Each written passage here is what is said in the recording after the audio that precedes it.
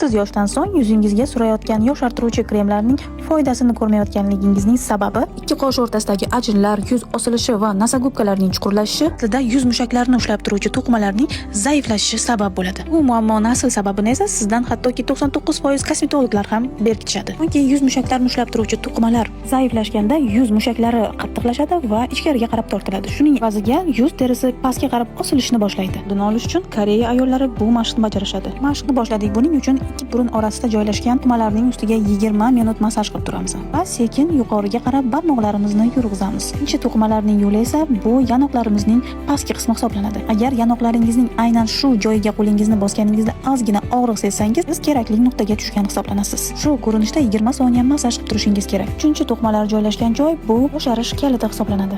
20 soniya ichida dahanimizga qo'llarimizni qo'yib, tepaga qarab quloqlarimiz tomon masaj qilishni boshlaymiz. So'ng shu yo'nalishdagi to'qimalarning zaiflashishi evaziga yuz terisi osilishni boshlaydi. Bu mashqdan bir hafta davomida har kun foydalansangiz, yuzingizdagi ajinlarning ketganini va yuzingizning tarangligi oshganini sezasiz. Va faqatgina bir oydan so'ng esa siz 5 yilga yosharganingizni sezasiz.